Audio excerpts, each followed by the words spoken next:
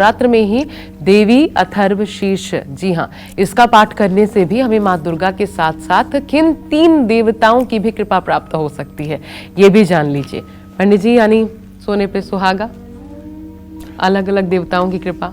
अथर्व शीर्ष का मतलब क्या होता है? अथर्व शीर्ष, शीर्ष का मतलब तो आप भी समझते होंगे। शीर्ष माने ऊपर, ये तो आप भी समझते होंगे। शीर्ष माने ऊपर, अथर्व माने, अथर्व शीर्ष के मतलब कि उस देवी की या उस देवता की सर्वोच्च उपासना, सर्वोच्च उपासना, जिससे ऊपर उसकी उपासना नहीं है, सर्वोच्च उपासना।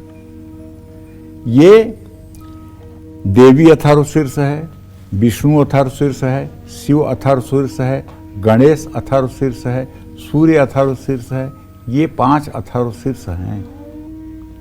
तो देवी अथर्व शीर्ष को अथर्व वेद से लिया गया है। देवी अथर्व शीर्ष का पाठ करने से 5 अथर्व शीर्ष के, जिनका नाम मैंने आपको बताया ना, फल मिल जाता है। वेदों में 5 प्रमुख देवी देवता हैं, श्री गणेश, भगवान सूर्य, भगवान शिव, माँ दुर्गा, भगवान विष्णु। इन 5 देवी देवताओं का अलग अलग अथर्व शीर्ष है। देवी के अथर्व शीर्ष का पाठ करने से गणेश अथर्व शीर्ष, सूर्य अथर्व शीर्ष, शिव अथर्व शीर्ष, विष्णु अथर्व शीर्ष का पाठ करने का फल भी मिलता है। ऐसा कहा जाता है कि देवी अथर्व शीर्ष का पाठ शाम को करने से दिन की हुई गलतियों की क्षमा हो जाती है और तीनों समय पाठ करने से पाप ताप से मुक्ति मिलती है। देवी अथर्व शीर्ष में एक चीज लिखा गया है, नूतनायाम प्रतिमायाम पठत्वा देवी सानिध्यो भवत। जब किसी नूतन नवीन प्रतिमा के सामने आप 10 बार देवी अथर्व शीर्ष का पाठ कर देते हैं तो वो जो मूर्ति है ना, उसमें अपने आप प्राण प्रतिष्ठा हो जाती है। और भौमा अश्विन्याम महादेवी सन्निधौ जपत्वा महामृत्युम तरत सह महामृत्युम तरत, यह ये वेदः इत्युपनिषतः। मंगलवार का दिन हो, अश्विनी नक्षत्र हो, ये योग साल में 2-3 बार आता है और उस समय किसी सिद्धपीठ में, माँ के सानिध्य में, जो सिद्धपीठ में माता हो, माता का विग्रह हो, उनके सानिध्य में यदि इसका 432 पाठ किया जाए तो कैंसर, किडनी, कोमा में गया हुआ, ब्लड कैंसर से परेशान, किडनी से परेशान, मृत्यु की संभावना से ग्रसित व्यक्ति के को भी जीवन दिया जा सकता है। आप इसको आजमा लीजिएगा।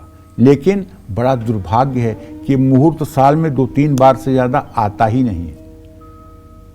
और अगर आपको आपकी परेशानी के समय ये मुहूर्त मिल रहा है तो 100 बार महामृत्युंजय एक ओर है, 100 उपासना संजीवनी की एक ओर है और ये देव अथर्व शीर्ष का पाठ एक तरफ है। ये अपना चमत्कार दिखा देगा कलयुग में, इसमें कोई दो राय नहीं है। लेकिन पंडित जी, अभी आपने 3 टाइम कहा, तो ये वही मुहूर्त में 3 टाइम या 12 बजे के बाद अगर पूजा की जाए तो क्या उसका फल मिलता है? क्योंकि 12 बजे के बाद माना जाता है कि कोई ऐसा पाठ या पूजा करनी नहीं चाहिए। देखो बेटा, एक काले पठे नित्यम धन धान्य प्रवर्धनम, द्विकाले पठे नित्यम धन धान्य प्रवर्धनम, त्रिकाले पठे नित्यम महाशत्रु विनाशनम।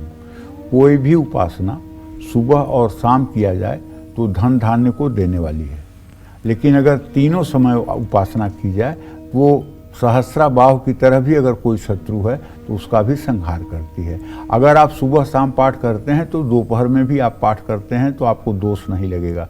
लेकिन यदि आप सुबह पूजा नहीं करते हैं, शाम को पूजा नहीं करते हैं और दोपहर में पूजा करते हैं तो उस पूजा का आपको कोई फल नहीं। और लेट हो जाए तो जल्दी से पंडित जी, मान लीजिए लेट हो जाता है, कोई काम में इतना व्यस्त कि 12 बज जाते हैं, तब करें तो गलत है? तो गलत है ही है। ठीक है।